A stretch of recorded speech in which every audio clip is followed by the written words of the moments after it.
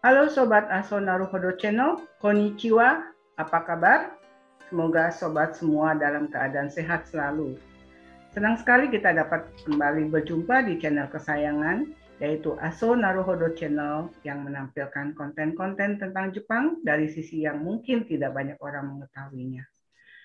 Mempelajari tentang Jepang seperti tidak ada habisnya, khususnya dilihat dari aspek sejarahnya. Memahami sejarah merupakan cara yang bagus untuk mendapatkan perspektif baru tentang kehidupan suatu bangsa.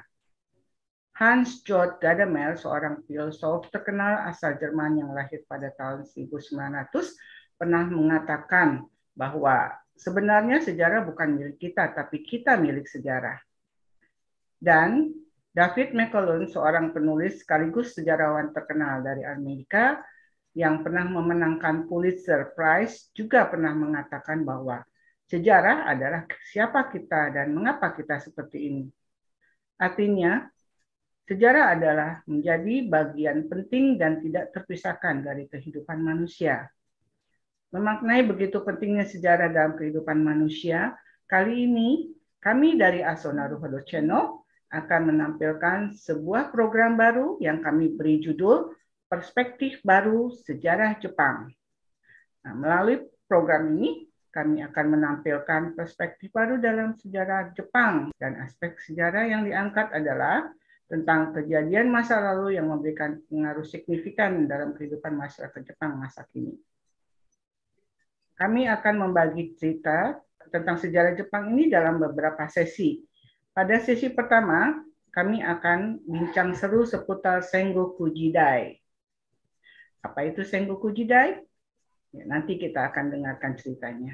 Juga tentang tokoh-tokoh besar pada masa itu yang tercatat dalam sejarah Jepang. Misalnya Oda Nobunaga.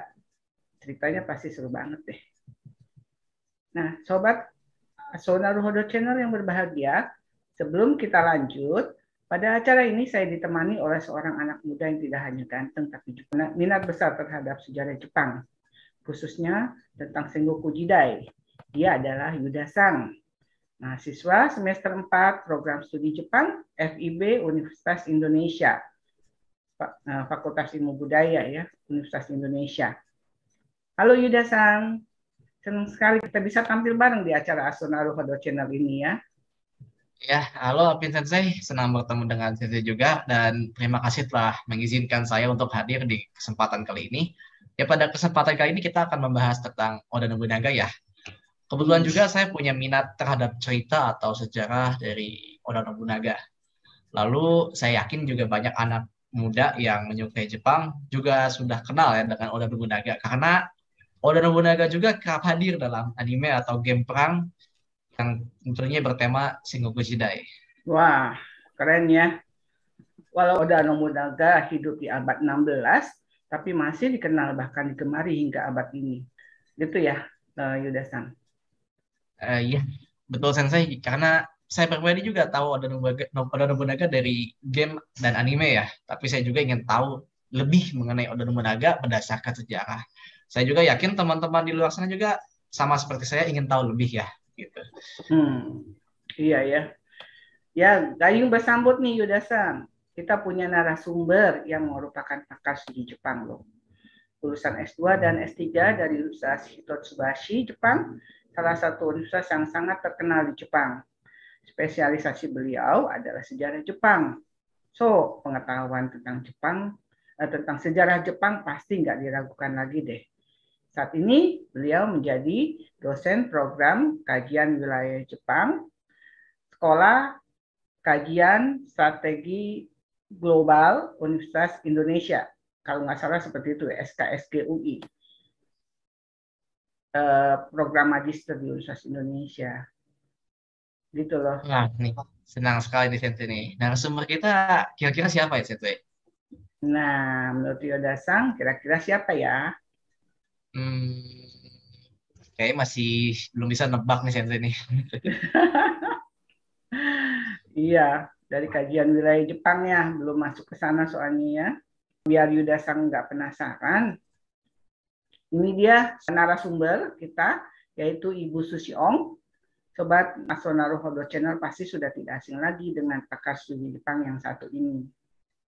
Halo Susiong Sensei, senang sekali kita Hai, bisa berjumpa. konnichiwa. Kita bisa bersama lagi di Hai, Asonaru Hodo konnichiwa. Channel. Ya, Ya, terima senang kasih. bertemu kembali. Ya, Terima kasih sudah bersedia untuk menjadi narasumber di acara Perspektif Baru Sejarah Jepang dengan tema kali ini yaitu tentang Sengoku Jidai dan tokoh terkenal atau tokoh-tokoh besar di masa itu. saya juga senang sekali ada anak muda yang masih tertarik gitu ya pada sejarah gitu ya, sejarah Jepang. Biasanya kalau kita di Indonesia pelajaran sejarah itu kan kurang menarik ya kayaknya hafalan ya. Padahal sebenarnya sejarah itu kalau bahasa Inggrisnya history ya. History itu storytelling ya. Jadi seharusnya tuh sejarah itu bentuk seperti storytelling kita bercerita, ada peristiwa seperti ini, ada orang yang mengambil tindakan seperti ini, konsekuensinya adalah seperti ini, kemudian relevansi dengan kita yang hidup di zaman sekarang itu seperti apa. Seharusnya seperti itu, seharusnya menarik ya. Jadi saya juga berharap melalui program kita yang santai dan seru ya, moga-moga ya ini bisa memberikan suatu wawasan yang baru gitu ya, supaya teman-teman di Indonesia itu merasa tertarik dan merasa bermanfaat gitu loh ya belajar sejarah. Jadi bukan sesuatu yang membosankan yang kita harus belajar karena disuruh gitu, karena tugas, karena disuruh oleh guru gitu, oleh dosen gitu ya. Iya. Nah, teman yang bersama saya kali ini adalah wakil kaum muda ya, generasi Z mungkin ya. Generasi Z. Yang mewakili generasi Z yaitu Yuda-san yang menaruh minat besar terhadap sejarah Jepang. Jadi ya seperti yang Ibu Susi katakan, ya semoga apa yang nanti disampaikan juga bisa menambah minat Yuda-san ya. Gitu ya Yuda-san. Iya, Silakan. Sensei, kalau lebih begitu ya. Iya. Saya juga sangat senang dan beruntung sekali ya bisa bertemu dan berbicara langsung dengan Susi Sensei di kesempatan kali ini. Baik, Sensei Gata, yoroshiku onegaishimasu. Baik, ya, baik kita langsung aja ya, mulai cerita tentang Sengoku Jidai dan salah seorang tokoh besarnya yaitu Oda Nobunaga. Siapakah dia dan apa yang sudah dilakukan oleh Oda Nobunaga hingga dia menjadi tokoh yang sangat terkenal dalam sejarah Jepang. Ya, oke.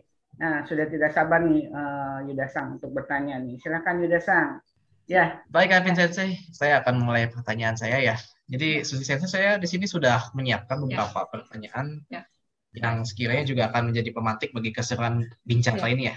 Jadi, yang pertama ini sebelum masuk ke Oda Nobunaga itu sendiri, saya ingin mengetahui bahwa apa sih yang disebut dengan Sengoku Jidai? Karena memang kan Oda Nobunaga ini hidup di Sengoku Jidai, tapi kalau kita tidak tahu Sengoku Jidai itu apa kan jadi blur gitu ya. Kira-kira apa sih?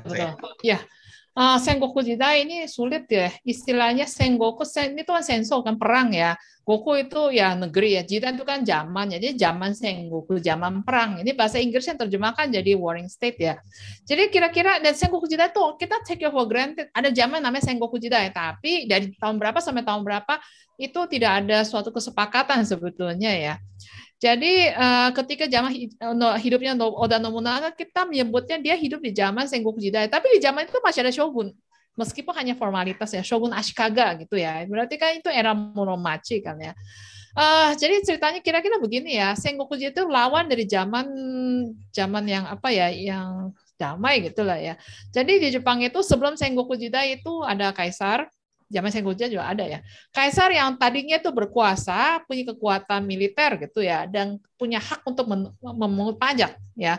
Tapi karena kisruh di antara sesama anggota keluarga kaisar, akhirnya hak untuk memungut pajak, kemudian hak polisi, tentara, militer itu direbut oleh pihak lain ya.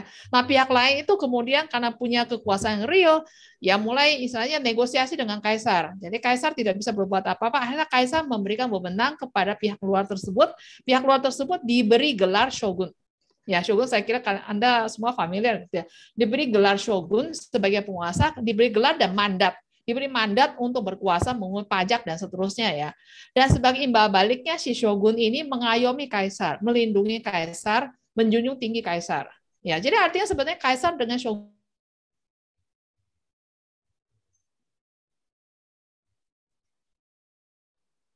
itu atasan bawahan. Romachi ini ceritanya agak berbeda ya. Keluarga kaisar pecah ya mungkin teman-teman pernah dengar istilah Namboku Jida ya. Jadi di Jepang itu ya selama 60 tahun ya, sekitar 60 tahun ya. Di Jepang ada 2 orang kaisar ya. Yang satu di Kyoto, satu lagi di Yoshino. Yoshino di selatan dekat Nara gitulah ya. Tempatnya nggak terlalu jauh, tapi di 2 tempat ada 2 orang di waktu yang bersama mengklaim diri sebagai kaisar. Jadi rakyat kan bingung kan, jadi kayak wibawa gitu ya. Kok bisa ada 2 gitu ya? Itu berantem.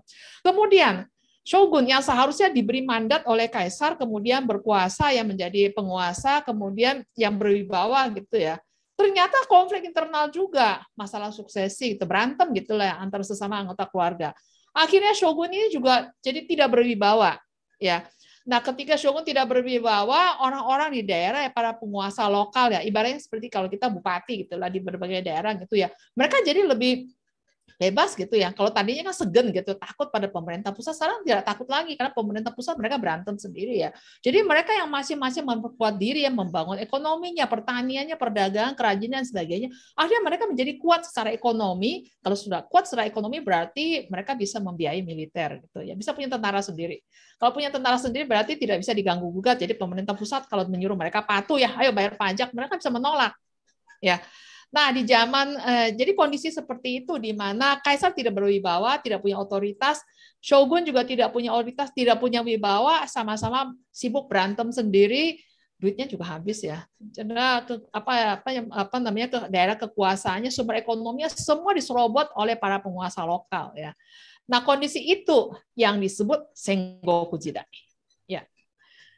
Baik, jadi kalau bisa saya katakan dalam perkataan yang tidak panjang, mungkin saja. Jadi Sengoku Jidai itu adalah zaman di mana penguasa lokal ini berebut kekuasaan satu sama lain, dan kekuasaan yang harusnya berkuasa atas mereka yaitu shogun ataupun kaisar itu tidak memiliki pengaruh mereka terhadap para penguasa lokal ini gitu, Sensei ya. Ya, tetapi kaisar dan shogun itu tetap punya semacam apa ya namanya otoritas gitu, otoritas tapi tidak punya kekuasaan. Jadi ceritanya begini, penguasa lokal tuh banyak sekali ya. Nah, mereka di antara mereka tidak ada satupun yang berkuasa mutlak gitu ya. Jadi satu orang yang kuat sekali, yang lain tuh kecil-kecil semua, itu tidak. Jadi hampir mungkin kekuatan berimbang. Nah, karena kekuatan berimbang, masing-masing karena mereka tidak bisa menang atas kekuatan orang lain gitu ya. Jadi mau nggak mau mereka berlomba-lomba mendekati kaisar atau shogun ya, dengan cara mereka menggandeng kaisar atau shogun untuk memberikan legitimasi bagi mereka. Ya. Baik, kayaknya saya akan lanjut ke pertanyaan selanjutnya, Sensei ya. Nah, ini kita akan masuk ke Oda Nobunaga. Saya ingin bertanya tentang latar belakang Oda Nobunaga. Dari cerita yang saya baca ini, Oda Nobunaga adalah anak dari Oda Nobuhide yang merupakan pemimpin klan Oda sebelum Nobunaga. Nah, klan ini adalah klan yang kecil tapi keberadaannya tidak begitu jauh juga dari Kyoto yang merupakan pusat pemerintahan Keshogunan Ashikaga ya. Nah, mengenai pertanyaan saya adalah bagaimana sih posisi klan Oda dalam pemerintahan Keshogunan Ashikaga? Nah, lalu pada masa itu juga ada kaisar kan, Sensei ya. Nah, selain dengan Keshogunan sebagai simbol kekuasaan secara formalitas ya, bagaimana sih hubungan klan Oda dengan kaisar juga saat itu? Kalau begitu Sensei pertanyaannya. Baik, ini saya bisa share screen nggak ya? Saya mungkin kalau kita lihat peta mungkin akan lebih jelas ya. Ini ya gambar peta ya Google Map gitu, ini Indonesia, Jepangnya di sini ya. Nah, kalau sekarang kita semua tahu ya, Kota Nagoya semua tahu ya, ini pusat industri Toyota. Di sini bahkan ada kota yang namanya Toyota, itu memang pusat industrinya, pusatnya di sini ya. Nah, daerah Nagoya ini daerah wilayah kekuasaannya klan Oda.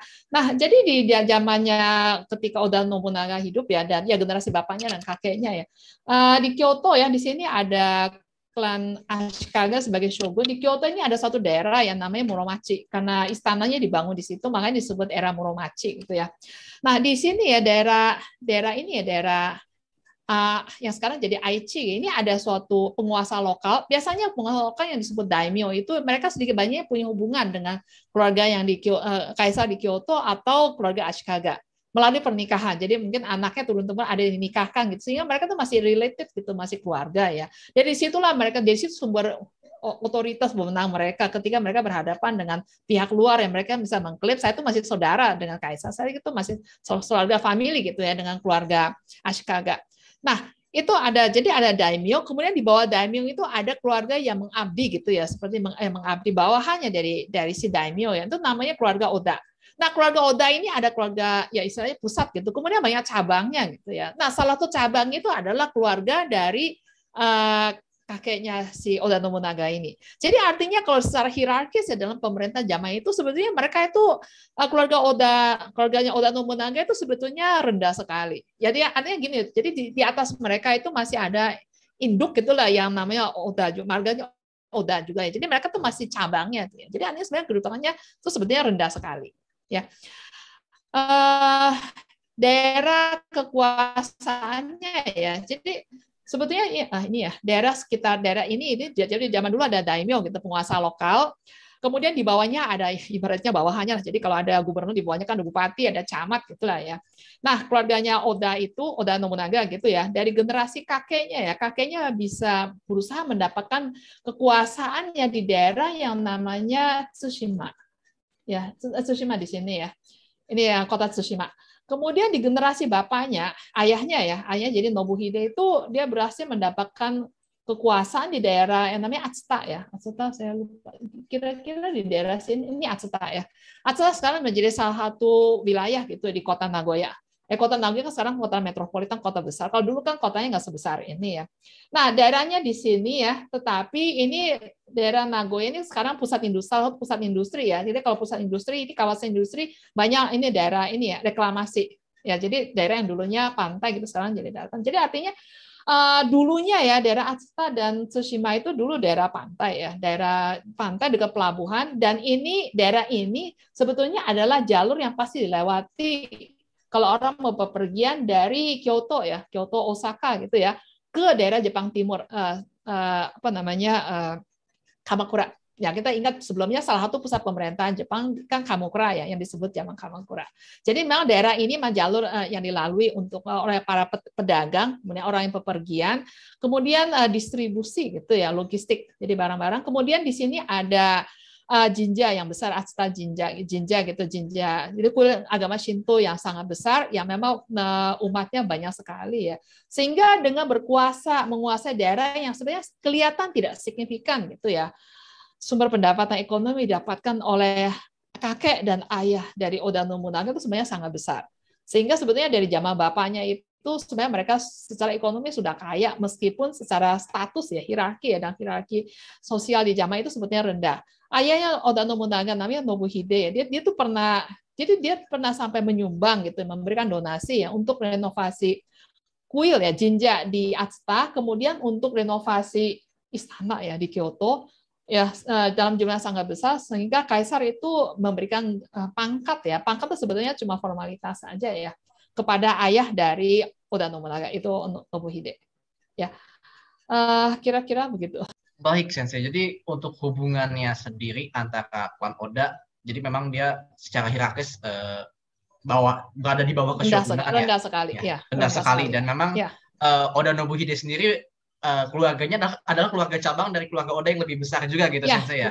Betul. Ya. Lalu bahkan dengan tapi walaupun secara sosial atau hierarkis itu dia berada di bawah, tapi karena memang dia menguasai wilayah yang bisa dibilang orang lalu lalang ke situ ya gitu. Dan itu jalur ekonomi gitu. Jadi dia cukup kaya juga, hingga bahkan dengan kaisar pun dia Oda Nobuhide pernah memberi sumbangan ya. Baik. Ya.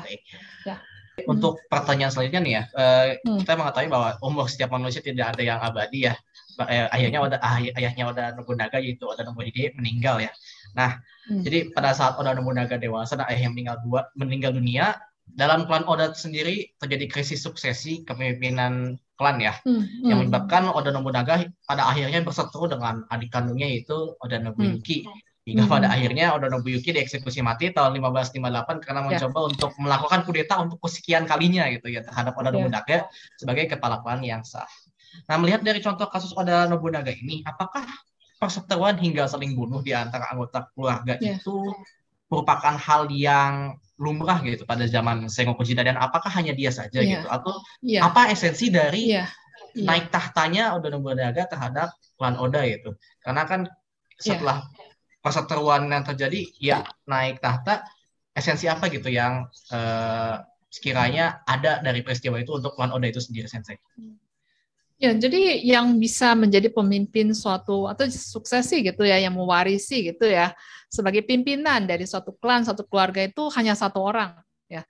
Jadi kalau si seorang ayah punya beberapa anak laki-laki ya, itu jadi sulit. Jadi kalau ayahnya tidak menunjuk gitu ya, tidak menunjuk gitu ya, bukan hanya menunjuk, jadi menunjuk pun kalau anaknya itu diangkat kemudian menjadi pewarisnya, kemudian ayah meninggal terus si anak ini dikudeta oleh adik-adiknya atau abangnya gitu, itu sebenarnya juga pernah terjadi. Jadi di Jepang itu ini suatu hal yang biasa. Jadi misalnya ketika zaman Kamakura kita tahu ada Minamo Yoritomo ya, dia tuh membunuh ya setengah bisa dikatakan membunuh adik kandungnya sendiri ya. Padahal adik kandungnya itu yang sangat berjasa di medan perang, yang mendirikan ya kekuasaan di Kamakura gitu ya. Kemudian Shogun Muromachi yang pertama Ashikaga Takauji, dia juga berseteru dengan adiknya sampai adiknya akhirnya meninggal. Ya sebenarnya setengah dipaksa gitu untuk bunuh diri gitu ya. Itu hal yang biasa. Jadi keluarga Ashikaga gitu, keluarga shogun itu ya, itu sampai mereka membuat semacam peraturan ya. Ketika satu shogun berkuasa, anaknya laki-laki lebih dari satu ya, hanya satu yang ditunjuk ya. Anak laki-laki yang lain itu dimasukkan ke kuil gitu, otera untuk jadi biksu. Ya, sebab kalau tidak mereka mungkin bisa dimanfaatkan ya untuk berebut kekuasaan dan ujung-ujungnya adalah tragedi, adalah kematian ya. Itu sampai dibikin semacam tradisi seperti itu ya untuk mencegah jangan sampai terjadi pertumpahan darah. Tapi tetap saja banyak sekali yang terjadi pertempuran dan pertumpahan darah ya. Saudara kandung gitu saling membunuh demi mendapatkan hak suksesi gitu ya sebagai pimpinan dari keluarga. Jadi sebenarnya ada suatu hal yang biasa ya di zaman itu. Jadi secara esensi memang perebutan kekuasaan hingga saling bunuh antar saudara kandung, saudara kandung sendiri merupakan hal yang terjadi gitu, yang biasa terjadi. Ataupun banyak biasa terjadi di zaman, banyak terjadi pada zaman itu ya. Bahkan sebelum-sebelumnya juga gitu dari zaman Kamakura ya. Ya. Baik Sensei, untuk pertanyaan selanjutnya mengenai ascensi Oda Nobunaga ya, lewat pertempuran Okehazama. Nah, kita tahu bahwa pada tahun 1560, Imagawa Yoshimoto itu adalah daimyo yang kuat dari timur Jepang. Nah, dia berniat untuk menduduki Kyoto, dalinya untuk membantu Keshogunan Ashikaga yang lemah. Padahal seperti yang kita tahu ya, itu ada makar terselubung agar Yoshimoto bisa menggantikan posisi Ashikaga sebagai pemimpin, kurang lebih pemimpin Jepang ya, walaupun secara formalitas Ashikaga itu ya. Nah, dalam perjalanan ke Kyoto kan dia membawa 25.000 pasukan, dan dia mau tidak mau harus melewati provinsi Owari yang notabene milik klan Oda. Provinsi Owari sendiri yang saat ini adalah Nagoya ya. Nah, terjadilah pertempuran yang tidak terelakkan antara pasukan Imagawa Yoshimoto berjumlah 25.000 orang dan Oda Nobunaga yang hanya 3.000 orang. Dan pertempuran ini dikenal dengan Okehazama. Nah, pertempuran ini kan memang memiliki arti yang penting bagi Oda Nobunaga ya, karena mengangkat nama Oda Nobunaga itu sendiri ke panggung sejarah Jepang. Nah, yang jadi pertanyaan adalah strategi apa yang dijalankan oleh Oda Nobunaga sehingga bisa memenangkan pertempuran ini gitu, Sensei. Karena kan secara jumlah 3.000 melawan 25.000 itu adalah hal yang itu mungkin mustahil untuk menang gitu ya. Kenapa bisa gitu? Akibatnya gitu ya. Kesudahannya kita semua tahu. Pokoknya menghebohkan. Imagawa Yoshimoto yang ya ibaratnya orang besar gitu lah, orang penting di zaman itu mati gitu ya. Dan setelah itu klannya memang setelah itu ya mengalami kemunduran gitu ya. Dan Oda Nobunaga dari klan yang kecil gitu dia jadi namanya menggelegar gitu, jadi orang hebat gitu ya. Nah, mengenai peristiwa ini ya memang sangat menghebohkan. Kemudian mengapa itu terjadi? Itu sebenarnya banyak cerita yang simpang siur gitu. Simpang siur itu jadi waktu itu banyak orang ya mungkin ada yang menyampaikan dari mulut ke mulut, ada yang mencatat. Tapi kalau yang mencatat itu berarti catatannya bisa dibaca oleh orang-orang di zaman sesudahnya ya. Tapi catatan itu juga kita harus perhatikan dulu ya. Kita harus mempertanyakan yang menurut siapa, yang mencatat itu siapa. Apakah orang-orang yang sangat pro, yang sangat suka gitu ya, ngefans gitu dengan Oda Nobunaga, itu pasti ngomongnya bagus-bagus karena dia hebat lah, orang mulia dan sebagainya ya. Begitu juga kalau misalnya orang yang tidak suka. Tapi satu ini ya, Okehazama ya, pertempuran Okehazama ini sekarang banyak sekali diangkat di Jepang itu untuk ini semacam contoh dunia bisnis ya, karena bisnis kan sebenarnya juga perang ya, perang dagang gitu ya. Jadi Oda Nobunaga memang tentaranya sedikit ya, tapi dia tuh menggunakan banyak sekali trik-trik gitu ya. Trik apa? Informasi. Sekarang sebenarnya juga begitu kan. Sebenarnya perang informasi gitu ya. Seperti misalnya perang antara Ukraina dengan Rusia kan masing-masing ada versinya kan ya untuk mencari dukungan masing-masing ya. Jadi Oda Nobunaga tuh ketika akan diserang gitu, sebenarnya anak buahnya dia tuh banyak yang berkhianat gitu ya. Berbalik gitu ke kubu, jadi menyeberang gitulah ke kubu ya Imagawa ya. Dia tuh pinter ya, dia tahu nih ya. Jadi para anak buahnya yang berkhianat tuh tulisan tangannya seperti apa ya. Dia menyuruh meniru tulisan tangannya itu ya, kemudian membuat surat itu ya. Surat yang seakan-akan ditulis oleh orang-orang yang tadi yang mantan anak buahnya berkhianat gitu ya, mengatakan nanti Oda Nobunaga atau gimana ya. Kemudian surat itu dia suruh anak buahnya tuh bawa ke kubunya Imagawa sedemikian rupa supaya surat-surat itu sampai ke tangan Imagawa. Jadi begitu dibaca, waduh ini orang-orang menyeberang ke saya, jadi double agent ya, sebenarnya mata-mata akhirnya tuh dieksekusi semua gitu ya. Itu satu ya. Kedua, memang pertemuannya pasukannya banyak ya. Jadi pertama-tama tuh jadi kan nggak langsung head to head ya, bertempur di suatu tempat, setelah itu ya mereka menyingkir gitu kan ya, nggak sekali ya. Nah setelah itu ya di pertemuan yang pertama setelah itu selesai, yang Imagawa tuh lengah. Imagawa sendiri lengah karena dia merasa Nobunaga tuh apaan sih, itu kecil gitu ya. Jadi dia tidak pernah berusaha mencari tahu, menyuruh orang tuh mencari tahu Oda Nobunaga ada di mana, dia pakai strategi apa. Jadi dia tuh nggak punya curiosity itu, rasa ingin tahu Oda Nobunaga seperti apa, dia ada di mana ya, strategi dia seperti apa, dia nggak mau, dia nggak bisa tertarik gitu ya. Sedangkan Oda Nobunaga tuh sebaliknya, dia tuh mengirim mata-mata gitu ya, memata-matai ya. Imagawa Yoshimoto tuh ada di mana. Kemudian pergerakannya dia berpindah dari satu tempat ke tempat lain. Itu semua informasinya dia dapatkan dengan sangat akurat dan cepat gitu ya, dia dapatkan. Itu satu. Kedua, mengenai pasukan gitu ya. Pasukan Imagawa memang banyak ya, 25.000. Katanya 25.000 orang ya. Ada yang gemar-gemar katanya 45, ada yang 25.000, kita nggak tahu ya. Karena itu namanya angka itu ya kira-kira gitulah ya. Ada kemungkinan di antaranya itu ada yang pasukannya Imagawa, ada yang orang kampung gitu lah. Waktu di zaman itu yang namanya petani dengan prajurit itu tidak dipisahkan. Dia bisa merangkap ya. Jadi petani pas lagi nganggur ya, ketika bukan musim tanam ya udah rekrut aja, nanti dikasih upah gitu ya, uang harian, upah harian gitu untuk berperang. Ya. Jadi banyak di antara mereka tuh adalah prajurit seperti itu. Ketika mulai berperang dengan pasukan Oda ya awalnya kan ya mereka menang gitu. Pasukan Oda tuh banyak mati gitu ya. Oda Nobunaga sendiri sih kabur ya. Jadi mereka tuh udah sibuk dan merasa menang gitu ya. Kemudian ini ada sebenarnya catatan-catatan yang sporadis gitu yang sekarang ditangkap gitu oleh para peneliti sejarah di Jepang itu. Mereka mulai lagi asyik merampok gitu ya. Jadi namanya perang dengan perampokan itu sebetulnya ya kan gitu kan, kalau perang terus pihak yang menang itu merasa dia milik segalanya. The winner takes it all gitu ya. Ya, jadi udah sibuk menikmati sepertinya merampok. Jadi daerah yang mereka lalui gitu ya, itu pokoknya karena mereka menang dan punya senjata gitu ya, senjata pedang ya. Itu mereka sibuk merampok. Jadi ngapain juga mikirin Oda Nobunaga ya. Jadi sebenarnya ada faktor-faktor seperti itu ya, ketidakdisiplinan ya. Kemudian dari pasukannya, prajuritnya, kemudian dari Imagawa sendiri, dia merasa Oda Nobunaga itu kecil, jadi dia tuh tidak berusaha mencari ya. Nah, sedangkan Oda Nobunaga itu dia dengan segala macam taktik gitulah ya. Kemudian tuh informasi, makanya namanya informasi itu sangat penting tuh, itu yang sebanyak dipelajari oleh orang Jepang sekarang di abad 21 ya dari Oda Nobunaga. Informasi itu sangat penting. Kemudian setelah itu kan dan dia tuh fokusnya hanya satu ya, saya hanya ingin memenggal kepala Imagawa gitu kan ya. Itu saja, saya nggak ada urusan dengan pasukannya. Saya tahu kalau bosnya udah mati, anak buahnya tuh nggak niat bertempur lagi gitu ya. Jadi akhirnya ada yang memberikan informasi yang akurat Imagawa ada di mana. Kemudian pasukannya tuh menyerbu ke daerah tempat itu. Kemudian ada orang eksekutor gitu yang membunuh Imagawa. Setelah eksekusi selesai gitu kan. Nah, ketika dalam memberikan reward gitu ya semacam balas jasa gitu, penghargaan gitu ya. Yang penghargaan yang paling tinggi adalah diberikan kepada orang yang memberikan informasi. Ya, ini untuk persepsi orang di zaman itu seharusnya yang paling berjasa itu adalah eksekutor.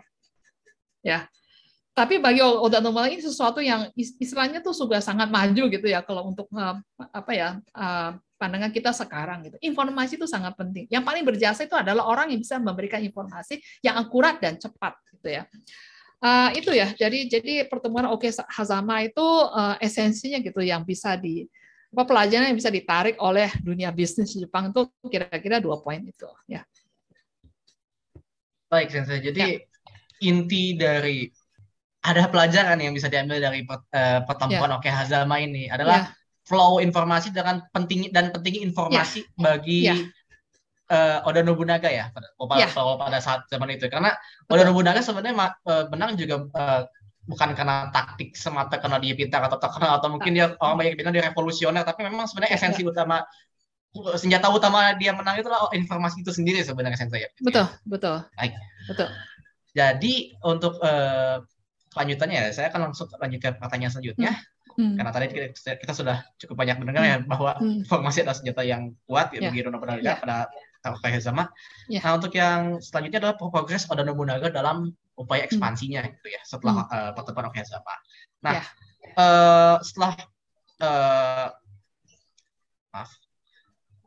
setelah berhasil menang melawan Imagawa Yoshimoto dalam Oke Hazama, reputasi Oda Nobunaga itu roket dan mulai dipandang oleh klan tetangganya. Tapi ya pertempuran klan Oda tidak berhenti di situ gitu kan ya. Setelah beberapa waktu kemudian dia berseteru dengan klan tetangganya, yaitu klan Saito. Klan Saito sendiri merupakan klan asal istrinya dan ataupun klan mertuanya gitu ya. Walaupun pada akhirnya Saito berhasil ditentukan oleh Oda Nobunaga pada pengepungan Kastil Inabayama tahun 1567. Kastil Inabayama kemudian kastil tersebut kemudian diubah ya dari Inabayama menjadi namanya Kastil Gifu. Tidak hanya itu, Oda Nobunaga juga menjadikan kastil ini sebagai markasnya sampai Kastil Azuchi selesai tahun 1579. Nah, sebenarnya kenapa sih Kastil Gifu ini terkesan spesial gitu sebagai Oda Nobunaga? Kan tadi dijadikan markas gitu. Lalu dari yang saya dengar sendiri, nama Gifu sendiri cenderung bukan kalau bisa saya bilang nama yang baru gitu ya, bukan nama yang umum gitu pada saat zaman itu. Nah, jadi kenapa gitu? Ada apa dengan Kastil Gifu ini, Sensei? Kastil Gifu ini kalau untuk ahli strategis gitu ya, ini strategi gitu ya, ini lokasinya strategis. Jadi bagus gitu dijadikan semacam markas besar gitu ya. Jadi ketika ini jadi zaman-zaman ini ya, jadi setelah dia berhasil ya menaklukkan Inabayama, dia merasa ini kedepannya dia ada keinginan gitu untuk ekspansi ya, dan dia akan memulai ini dijadikan markas besar. Nah, Oda Nobunaga sama seperti para shogun yang lain gitu ya, jadi para samurai dan sebagainya itu ya, di zaman itu semua punya penasehat. Penasehat itu pasti pendeta Buddha. Ya, dan pendeta Buddha di Jepang itu belajarnya dari Cina. Ya, jadi pendeta Buddha di Jepang itu selain melek huruf, mereka juga sangat hafal ya dengan familiar gitu ya dengan sejarah Cina ya. Jadi ini dari penasehatnya itu ya, namanya Takugen Soon gitu ya. Bisa dicek di Wikipedia. Dia tuh sebetulnya yang memberikan usulan ya ke Oda. Oda malah tanya ke dia, nih bagusnya nih saya nanti dari sini saya akan membangun kerajaan saya gitu, mencakup seluruh Jepang ya. Bagusnya itu dikasih nama apa? Nah, ada penasehat yang memberitahu ya, dulu di Cina tuh pernah ada suatu dinasti ya, itu sekian 800 tahun sebelum Masehi kalau nggak salah ya. Itu dia mendirikan suatu kota gitu ya, kota namanya Gi ya. Nah, dari kota Gi itu dia ekspansi ya, kemudian mendirikan kerajaan itu berlangsung ya, bertahan selama 8 abad. Wah, dia pikir ini namanya bagus gitu ya. Jadi kan namanya Gi kan. Jadi oke, kalau gitu saya akan namakan nama markas besar ini kotanya Gi. Nah, Fu ini artinya kota, istilah jadul gitu ya, istilah jadul kota. Jadi saya Gifu itu artinya kota Gi. Ya, jadi dari situ ada semacam keinginan dari Oda Nobunaga gitu, ingin seperti kekaisaran di Cina di zaman dulu gitu ya, yang bisa bertahan langgeng gitu sampai 8 abad ya. Jadi kurang lebih nama Gi sendiri atau Gifu sendiri ini adalah suatu doa gitu ya bagi Oda Nobunaga. Harapan ya, kekuasaannya itu agar langgeng terus gitu kekuasaannya. Ya. Oke, baik Sensei. Jadi kayaknya saya akan masuk ke pertanyaan selanjutnya ya, mengenai Oda Nobunaga juga masih di progresnya juga dalam upaya ekspansinya. Jadi setelah membuat Kastil Gifu, saya lihat nih Oda Nobunaga ini seakan-akan mencuri idenya Imagawa Yoshimoto untuk ke Kyoto dan mengambil alih kekuasaan Shogun Ashikaga yang ya seperti lagi-lagi kita sebutkan bahwa Ashikaga saat itu sedang lemah ya. Itu walaupun secara simbolis gitu ya, itu adalah penguasa Jepang secara simbolis gitu. Nah, sebagai tambahan walau saat itu disebut penguasa Jepang secara simbolis, sebenarnya kekuasaannya itu hanya beberapa wilayah saja dan atau influence-nya juga hanya beberapa wilayah saja ya dari Ashikaga ini. Nah, Oda Nobunaga sendiri pada akhirnya kan bisa masuk ke Kyoto dengan menggandeng shogun itu sendiri yang saat itu berkuasa, yaitu Ashikaga Yoshiaki pada tahun 1568. Nah, mengapa menggandeng shogun ini untuk kembali masuk ke Kyoto ini merupakan sesuatu yang penting dan signifikan bagi jejak karir Oda Nobunaga gitu, Sensei. Lalu mengapa Shogun Ashikaga walaupun secara resmi menjadi pemegang pemerintahan yang ya simbolis atau sah ya, dikatakan lemah dan tidak memiliki kekuasaan terhadap Jepang itu tersendiri, Sensei? Shogun itu bagaimanapun ya, shogun itu adalah jabatan atau mandat yang diberikan oleh kaisar. Jadi meskipun shogun itu hanya boneka, tidak punya kekuatan militer, tidak punya kekuatan finansial ya, karena tidak bisa mengut pajak. Itu pajaknya diserobot ya, tanahnya itu diserobot oleh para penguasa lokal. Jadi pemasukan pajak kan nggak ada. Kalau nggak ada pajak kan berarti nggak ada uang gitu, nggak ada uang jadi lemah gitu ya. Tapi seperti yang saya sampaikan gitu ya tadi, jadi para penguasa lokal tuh masing-masing menyerobot gitu ya tanah yang tadinya milik keluarga Ashikaga, yang tadinya milik keluarga kaisar gitu, milik bangsawan di Kyoto. Dan mereka jadi kaya, tapi setelah jadi kaya punya tetangga gitu, tetangga juga sama-sama kekuatannya hampir sama. Jadi supaya punya legitimasi gitu, stempel legitimasi gitu. Jadi semuanya ingin menggandeng kaisar atau shogun gitu ya untuk menunjukkan, saya backingnya saya kaisar loh, backingnya saya tuh shogun loh. Gitu ya. Nah, di sini sebetulnya memang ya kalau kita fokusnya hanya di Oda Nobunaga, dia kelihatannya secara militer itu berhasil. Tapi kalau kita lihat peta Jepang di waktu itu secara keseluruhan, sebetulnya wilayah kekuasaan Oda itu sebetulnya kecil dibandingkan dengan yang lain. Ya, di daerah di Jepang Utara, di Jepang Selatan tuh Jepang Barat ya, daerah Yamaguchi, daerah Hiroshima sekarang, daerah Kyushu, daerah Shikoku misalnya, itu ada para penguasa lokal yang sebenarnya wilayah kekuasaan jauh lebih besar, jauh lebih luas. Di Kanto juga ya, di Kanto di Kamakura itu ada keluarga Hojo gitu yang wilayah kekuasaannya sangat luas ya, di daerah yang Echizen gitu ya. Nah, dari USG itu juga sebenarnya sangat besar gitu ya. Dia tuh sebenarnya nggak seberapa gitu ya. Jadi dia sebetulnya saya kira mewarisi tradisi atau kebiasaan ayahnya ya, menggunakan otoritas ya dari Kyoto. Ya, jadi contohnya dia tuh mendampingi gitu, saya membackup Ashikaga Yoshiaki ya yang tersingkirkan dari Kyoto. Jadi di waktu itu di zaman itu di Kyoto yang berkuasa adalah klan Miyoshi. Ya, Miyoshi itu sebetulnya bawahannya daimyo gitu ya. Bawahannya daimyo, tapi daimyo itu bisa dia singkirkan gitu sehingga dia jadi penguasa di Kyoto. Shogun pun tersingkirkan ya. Di Kyoto ada shogun ya, shogun boneka. Ya. Jadi Yoshiaki ini nggak terima, seharusnya saya yang jadi shogun gitu. Makanya dia melawan Buana cari dukungan gitu ya. Nah itu jadi klop lah dengan keinginannya Oda Nobunaga. Jadi bisa secara militer bisa berhasil kemudian mendampingi Yoshiaki balik ke Kyoto gitu ya. Dan ke istana, dan bahkan dia saking kayanya ya. Dia mendirikan istana untuk shogun ya, karena tadi istananya kan terbakar gitu ya ketika ada kerusuhannya. Dia mendirikan istana aja luar biasa, memang kaya ya. Nah setelah itu Shogun Yoshiaki tuh terima kasih banget ya, terima kasih sekali kepada Oda ya. Dia sampai menawarkan jabatan wakil shogun. Bayangkan zaman sebelumnya nggak ada jabatan wakil shogun, kalau nggak ada bikin aja ya wakil shogun, fuku shogun gitu ya, nggak mau. Terus di shogun, sistem shogunan itu sebelumnya tuh ada jabatan, jadi ada shogun, kemudian ada di bawahnya ada namanya kande ya. Jadi artinya seperti tangan kanannya shogun gitu ya. Itu hanya dijabat oleh 3 keluarga yang benar dianggap elit di zaman itu. Itu ditawarkan ke Oda Nobunaga yang tadinya sebenarnya hierarkinya rendah sekali. Itu juga nggak mau, dia nggak mau gitu ya. Karena dia tahu kalau dia terima jabatannya berarti dia harus stay gitu ya, harus tinggal di Kyoto. Padahal sebenarnya basis kekuatan dia bukan di Kyoto, kan dia mau kembali ke daerahnya, ke Gifu gitu ya. Tapi sebagai bukan imbalannya, jadi semuanya tuh kan nggak ada makan siang gratis gitu. Dia imbalan, dia minta wilayah dari shogun gitu ya. Ada 3 wilayah ya. Jadi satu Otsu ya. Ini Kyoto kan ya. Ini Otsu pinggirannya gitu lah ya. Ini Kusatsu ya. Kemudian ini Sakai ya. Jadi dia minta dia kekuasaan gitu ya, hak untuk berkuasa di 3 tempat ini ya.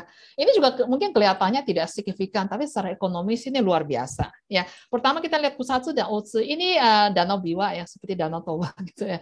Danau Biwa ini sebetulnya ini jalur transportasi ya, jadi pengangkutan barang. Ini sebenarnya salah satu jalur utama. Jadi yang menguasai perairan gitu ya, pengangkutan melalui sungai gitu, danau gitu ya. Ini kaya raya ya.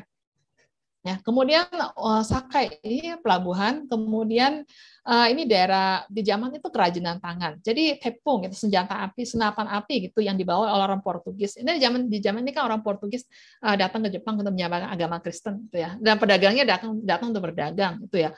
Ini senapan api gitu, senjata sempi ya sekarang istilahnya ya. Itu bisa diproduksi di sini. Jadi memang ada pedagang dari sini tuh ya, itu pergi ke Jepang Selatan ya, namanya Tanegashima. Di situ mereka beli senjata api satu aja, kemudian bawa pulang gitu ya, kemudian menyuruh ini mencoba ya, eksperimen kemudian berhasil. Nah ini Oda Nobunaga menjadi penguasa di daerah ini Sakai, kemudian Otsu dan Kusatsu. Ini daerah perdagangan dan industri. Jadi untuk zamannya itu luar biasa ketika Jepang itu masih pemikirannya masih negara agraria gitu, bahwa sumber kekayaan itu adalah dari tanah, dari pertanian. Oda Nobunaga sudah melihat kerajinan tangan ya, penghasil senjata api. Senjata api itu sangat dahsyat gitu ya untuk berperang gitu ya, senjata yang dahsyat. Kemudian perdagangan gitu ya. Itu yang saya kira itu yang sekarang sangat-sangat disorot di Jepang, hebatnya Oda Nobunaga. Itu seseorang yang bukan berpikir out of the box ya, dia bisa melihat jauh ke depan gitu ya, tidak terpaku dengan apa yang menjadi common sense, sesuatu yang lazim di zamannya. Ya. Begitu. Jadi dia tuh bukan cuma iseng aja yang mendampingi Shogun Yoshiaki untuk kembali ke Kyoto, kemudian membayar gitu ya, mendanai gitu kan. Ya ada imbalannya. Ada imbalannya. Tanahnya nggak usah terlalu luas ya, yang penting lokasinya strategis dan bisa menghasilkan banyak itu ya, memberikan banyak keuntungan secara ekonomi. Ya. Jadi kalau bisa saya lihat lagi mungkin dari jawaban Sensei tadi, dari penjelasan Sensei tadi, dengan menggandengnya Ashikaga Yoshiaki masuk kembali ke Kyoto dan istilahnya mengukuhkan kembali gitu ya posisi Ashikaga Yoshiaki sebagai shogun. Oda Nobunaga ini sebenarnya bukan mengincar pengukuhannya tersebut, tapi mengincar istilahnya yang disebut dengan hadiah dan istilahnya imbal balik, imbal baliknya gitu ya. Imbal balik ekonomi. Ya. Dan pada akhirnya dia meminta wilayah yang istilahnya ekonominya itu subur gitu untuk Oda Nobunaga itu sendiri gitu ya. Dan akhirnya setelah dari kesuburan wilayah yang dia kuasai dan termasuk Sakai tadi ya, yang bisa dibilang tempat produksi teppo atau senjata api yang dibuat sendiri gitu istilahnya oleh dan produksi massal. Ya oleh Nobunaga ini. Kalau dame yang lain tuh ada yang punya tapi beli dari itu mahal ya. Orang pedagang Portugis ya. Beli kan mahal dan jumlahnya sedikit. Kalau ini murah dan bisa produksi sendiri, jadi bisa dapatkan dalam banyak. Massal, murah dan massal. Jadi Oda Nobunaga sebenarnya melihat keuntungan ekonomi dari membawa Shogun kembali ke tempatnya gitu, ke Kyoto-nya gitu. Jadi ada pemikiran sampai situ. Jadi sebenarnya pemikiran revolusioner sendiri sebenarnya bukan hanya pada saat medan perang, kalau itu kalau bisa saya tangkap ya. Tapi dari bagaimana Oda Nobunaga mengelola ekonominya. Pada saat itu kan kata-kata mungkin daimyo atau penguasa lokal lainnya hanya bertumpu pada agraria tadi, seperti tadi Sensei sebutkan gitu ya, pertanian dan sebagainya gitu ya. Baik, nah ini Sensei kita tidak terasa sudah sampai lagi ke penghujung perbincangan kali ini. Nah sekiranya izinkan saya untuk mengajukan pertanyaan terakhir ya. Nah pada saat Oda Nobunaga berhasil menduduki Kyoto dan seakan menjadi ya tentara keshogunan Ashikaga. Sebenarnya kan hanya formalitas semata ya Sensei ya. Nah, Ashikaga Yoshiaki sendiri pada dasarnya dijadikan boneka oleh Oda Nobunaga dalam menjustifikasi atau mendukung aksi-aksinya Nobunaga Oda gitu. Bahkan sampai kondisi atau pada titik saya sempat baca ya, ada perkataan bahwa siapapun yang menantang Oda maka menantang Shogun, atau siapapun yang menantang Shogun nanti Oda Nobunaga atau klan Oda yang akan turun tangan untuk mengatasinya. Sampai ada atmosfer atau kata-kata seperti itu ya. Nah, ternyata Shogun Ashikaga ini seakan-akan menjadi boneka Oda Nobunaga ya. Ada kekuatan resmi lain yaitu kan Kaisar Jepang ya. Sebenarnya bagaimana kedudukan Kaisar pada saat itu dengan dengan klan Oda gitu ya, dengan Oda Nobunaga? Apakah posisi dia sama-sama seperti Ashikaga Yoshiaki atau Shogun Ashikaga yang istilahnya jadikan boneka oleh Oda Nobunaga, atau dia punya ruang tersendiri atau kekuasaan tersendiri gitu Sensei? Kaisar di Jepang ini zaman ini ya yang kita sebut sebagai zaman Sengoku ya. Kaisar itu hidup miskin ya. Ya, sampai ada beberapa kaisar itu ketika naik takhta. Jadi kaisar sebelumnya mangkat ya, juga kaisar berikutnya sebagai pewaris takhta naik takhta. Itu sampai untuk menyelenggarakan upacara penobatan saja itu ditunda, ada yang ditunda 20 tahun ya, karena tidak punya dana. Jadi saking susahnya, itu seperti yang tadi saya sampaikan, sebetulnya kaisar itu punya tanah lahan yang sangat luas di berbagai daerah di Jepang. Dari tanah itu ada pajak yang bisa dihasilkan, tapi itu tanahnya semua diserobot ya oleh para penguasa lokal. Jadi tidak ada pemasukan. Jadi artinya siapapun ya kalau misalnya bisa mengayomi gitu ya, mendanai itu pasti welcome gitu ya. Nah di sini jadi antara Oda Nobunaga dengan kaisar itu waktu itu benar kaisarnya ada satu namanya Ogimachi gitu ya. Itu sebenarnya banyak didanai oleh Oda Nobunaga gitu ya untuk renovasi gitu, renovasi istana dan untuk kebutuhan keperluan lain ya upacara di istana tuh banyak sekali ritual-ritual gitu ya. Itu semua perlu dana gitu ya. Sedangkan Ashikaga shogunnya tuh sudah tidak bisa mendanai. Jadi Oda Nobunaga banyak mendanai. Setelah itu memang daimyo yang lainnya seperti Mori juga banyak mendanai gitu ya. Jadi sebenarnya ya kaisar itu ya merasa sangat berterima kasih. Cuma jadi Oda Nobunaga itu setelah itu dia melihat nih ya yang namanya boneka. Jadi sebenarnya intinya kaisar dan shogun sama-sama sudah jadi bonekanya penguasa di luar itu termasuk Oda Nobunaga. Dan kalau misalnya ada figur yang mau dijadikan boneka, maunya sih itu boneka itu nggak terlalu banyak, mau ini dan itu gitu ya. Kalau sudah banyak macam-macam, minta ini minta itu, kayaknya mendingan diganti aja ya. Jadi Oda Nobunaga juga kemudian sampai pada kesimpulan, udah kaisar ini udah maunya terlalu banyak, diganti aja, disuruh mengundurkan diri saja ya, nanti gantikan sama anaknya. Jadi sampai segitunya ya. Jadi akhirnya Oda Nobunaga bentrok juga ya dengan kaisar, bentrok juga dengan shogun gitu. Terakhir karena sebetulnya dia mendukung Yoshiaki kan juga demi kepentingan pribadi. Nah Yoshiaki juga melihat nih kayaknya si dirugikan gitu, Oda Nobunaga minta-minta ini dan itu ya. Jadi akhirnya mereka berselisih paham, akhirnya jadi bentrok, jadi musuhan. Kalau udah musuhan kan lihat lagi siapa yang lebih kuat ya. Jelas Oda Nobunaga lebih kuat. Jadi akhirnya Oda Nobunaga yang mengusir Yoshiaki dari Kyoto gitu ya. Yoshiaki-nya akhirnya terusir lagi dari Kyoto gitu ya. Dan dia melalang buana ke bagian negeri minta bantuan cari dukungan lagi. Ya. Baik. Jadi kalau saya lihat memang posisinya dan nasib kaisar ini pada akhirnya kurang lebih juga sama ya seperti Yoshiaki atau Shogun Ashikaga ya. Digunakan gitu istilahnya oleh Oda Nobunaga untuk kepentingan pribadinya gitu.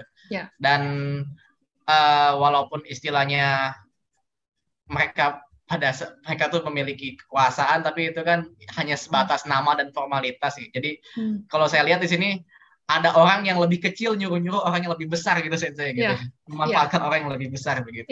Ya. Jadi baik. Baik. Bagaimana Sensei? Ya, saya kira itu cukup tajam gitu menyimpulkan ya. Jadi yang namanya hierarkis itu namanya zaman berubah ya, yang dulunya berkuasa misalnya kemudian jadi relatif tidak berkuasa, tidak punya kemampuan finansial untuk mendukung, akhirnya orang lain yang mungkin kedudukan sosialnya atau secara hierarkinya rendah, tapi karena dia punya kemampuan finansial, akhirnya dia yang punya hak suara gitu ya, istilahnya money talks ya. Akhirnya uang juga ya yang istilahnya menjadi senjata ampuh gitu Sensei. Uang dan ekonomi. Betul. Yang menentukan, ya betul.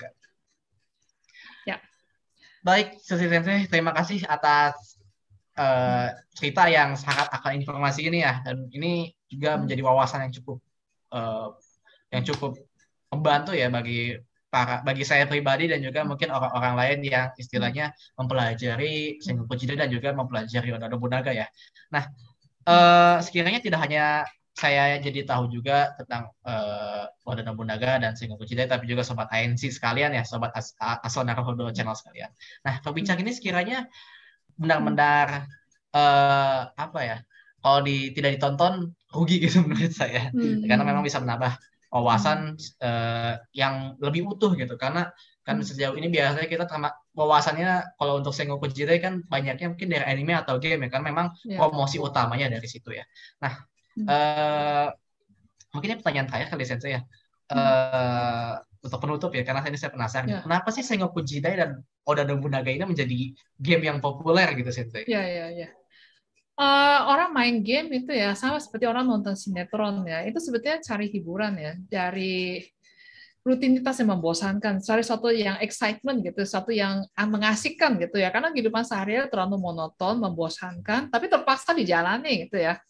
Jadi Jepang ya mungkin ya lebih monoton lagi ya, membosankan dibandingkan dengan Indonesia. Jadi orang tuh perlu hiburan gitu, perlu suatu hiburan yang bikin mereka tuh merasa excited ya. Nah disitulah Sengoku Jitai itu masuk ya. Sengoku Jitai adalah zaman di mana everything is possible ya, semuanya mungkin. Orang bisa dari 0 menjadi 100 gitu ya, from zero to hero gitu ya. Bisa juga jatuh. Jadi yang namanya selalu berubah, kondisinya selalu berubah-ubah.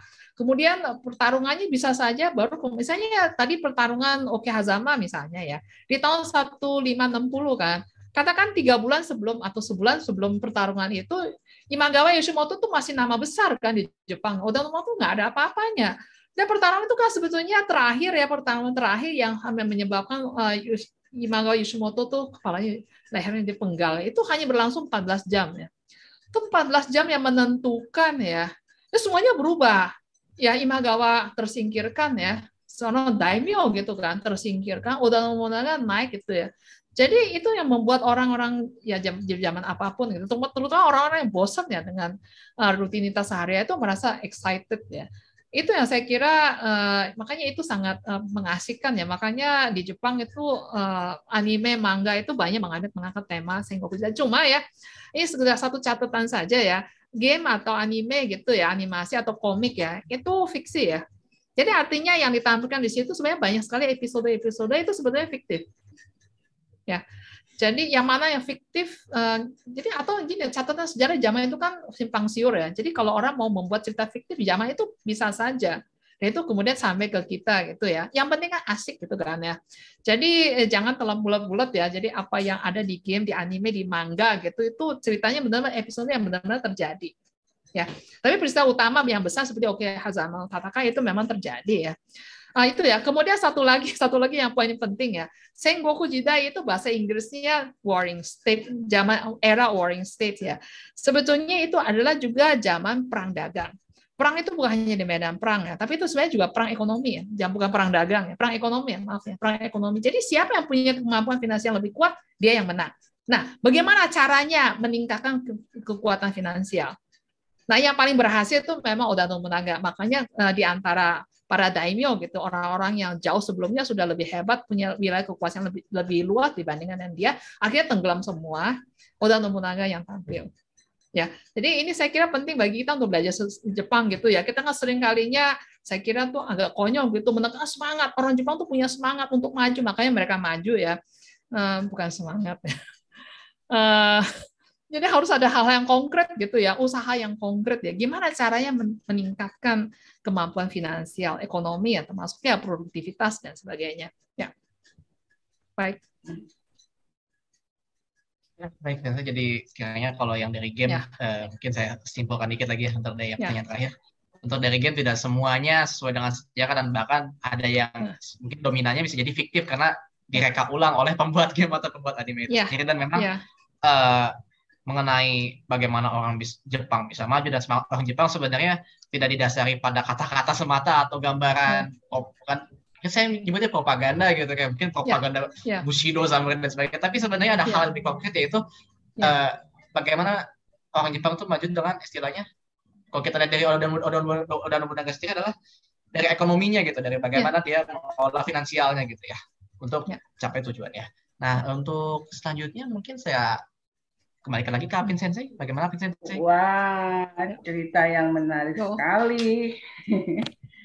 Sampai tidak terasa waktu terus berlalu dengar cerita tentang Oda Nobunaga dan Sengoku Jidai. Jadi saya juga ditambah nih wawasannya nih, informasi tentang Oda Nobunaga, tentang Sengoku Jidai. Kayak apa ya, dulu pernah belajar sejarah, terus diingatkan kembali dan ditambahkan. Jadi saya yakin juga sobat-sobat Sonarohodo Channel yang menyaksikan acara ini juga bertambah wawasannya tentang sejarah Jepang. Ya, terima kasih untuk Ibu Susi yang sudah sharing cerita yang begitu menarik tentang Sengoku Jidai dan Oda Nobunaga. Begitu ya, Yuda-san? Ya, betul Ibu Apin Sensei. Oke. Yuda-san, dari sharing cerita yang disampaikan oleh Ibu Susi, kira-kira informasi apa saja yang ditangkap oleh Yuda-san? Baik, jadi saya akan coba ini ya, rangkum ya sebisa mungkin. Pertama ya mungkin Sengoku Jida itu sendiri adalah zaman di mana kalau saya bisa bilang adalah penguasa-penguasa lokal atau penguasa daerah atau daimyo ini saling berperang satu sama lain untuk kekuasaan nih pada dasarnya gitu. Dan kekuasaan yang harusnya menjadi simbol atau kekuasaan yang menguasai Jepang yaitu keshogunan gitu ya, itu tidak efektif gitu. Ataupun juga kaisar juga tidak efektif gitu untuk istilahnya berkoordinasi, bukan koordinasi juga disebutnya, untuk memberikan influensi gitu terhadap wilayah-wilayah kekuasaannya gitu, sehingga terjadi perang gitu ya di zaman ini. Juga Oda Nobunaga pada dasarnya perlu perjuangan ya, yang sekarang tidak mudah dan tidak instan layaknya ya, tidak layaknya yang digambarkan pada anime atau manga yang cenderung mengglorifikasikan atau menggambarkan bahwa Oda Nobunaga ini adalah orang yang terlalu kuat atau overpower gitu ya. Nah, untuk sampai Kyoto saja ya harus banyak bertemu momen di mana ya harus bertaruh nyawa dan berjuang dengan gigih, yang terutama kalau yang tadi seperti yang Susi Sensei jelaskan adalah bagaimana dia mengelola ekonomi dia gitu ya, dan memanfaatkan wilayah-wilayah dia untuk potensi ekonomi dia gitu. Nah, dimulai dengan konflik dengan adiknya, lalu tak lama kemudian bertemu dengan Imagawa Yoshimoto di Okehazama yang jumlah pasukannya lebih besar, dan Oda Nobunaga harus menyainginya gitu ya dengan pasukan yang ia punya dan strategi informasinya gitu. Jadi hal-hal yang esensial yang menurut saya gitu ya, ekonomi atau finansial lalu informasi gitu. Dan juga dengan konflik klan Saito, juga akhirnya dia berhasil menundukkan klan Saito dan mendirikan kastil Gifu ya sebagai basis pemerintahannya. Lalu juga berhasil menggandeng kembali Ashikaga gitu ya, Ashikaga Yoshiaki yang itu sebagai shogun dari Ashikaga balik ke Kyoto, dan ya lagi-lagi itu tadi mengambil kesempatan dari Ashikaga ini untuk meningkatkan produktivitas ekonomi, dan juga produktivitas dari ekonomi itu juga bisa memproduksi senjata gitu di Sakai gitu ya. Nah, sekiranya perjalanan Oda Nobunaga sampai Kyoto saja sudah menggambarkan ya bahwa Oda Nobunaga ini seorang manusia yang istilahnya juga sama seperti kita, berekonomi, hidup seperti biasa, dan bukan hidup seperti biasa, bisa dibilang perlu hal-hal konkret, strategi-strategi konkret yang tidak mengawang-awang gitu ya menurut saya gitu, untuk mencapai kesuksesan karirnya gitu sampai Kyoto saat itu. Gitu. Ya, Oda Nobunaga juga adalah manusia yang harus berusaha untuk mencapai kesuksesan. Tidak bisa berdiam diri untuk berangan-angan saja untuk mencapai kesuksesan, tapi harus ada usaha konkret dan punya strategi tentunya. Ya, akhirnya menjadilah Oda Nobunaga yang sangat terkenal dan menjadi tokoh besar di dalam sejarah Jepang. Gitu ya. Oke, terima kasih Yuda-san atas summary-nya dan dari cerita hari ini. Semoga sobat Naruhodo Channel juga berkenan dengan suguhan cerita kami kali ini, ya. Tapi cerita tentang Oda Nobunaga ini masih belum selesai loh. Kita masih ada lagi ya. Kami akan membuat kelanjutan cerita tentang Oda Nobunaga hingga akhir hayatnya. Masih nanti dengan Yuda-san dan narasumber kesayangan kita Ibu Susi Ong. Gitu ya Yuda-san. Ya, benar sekali ya Sensei. Ya, jadi sobat ANC, sobat Asal Naruhodo Channel, nantikan tayangan episode kedua tentang kelanjutan dari Oda Nobunaga ini ya, yang pastinya tidak kalah serunya dengan episode kali ini. Betul. Tunggu saja. Nah, sobat Asal Naruhodo Channel, dengan berakhirnya cerita ini, kami tutup acara Perspektif Baru Sejarah Jepang seputar Sengoku Jidai dengan tokoh besarnya yaitu Oda Nobunaga episode pertama. Sampai jumpa di episode kedua. Dan kami bertiga menyampaikan apresiasi yang tinggi kepada sobat-sobat Asal Naruhodo Channel dimanapun berada yang telah menyaksikan acara ini. Sampai jumpa di episode kedua dan jangan lupa subscribe channel ini, berikan like, share, dan komen yang positif untuk kemajuan channel ini ya. Juga apabila sobat Asona Rohodo Channel memiliki usulan tema terkait Sengoku Jidai, silahkan tulis di kolom komennya. Oke, Yuda-san bagaimana? Kita sudah selesai ya? Sudah selesai. Baik ya, Selesai. terima kasih dan Otsukare sampai sama jumpa. desu. Otsukare sama deshita. Ya, sampai jumpa di Asona Rohodo Channel untuk episode berikutnya. Bye-bye. Bye bye. Mata kondo. Mantap, Ondo.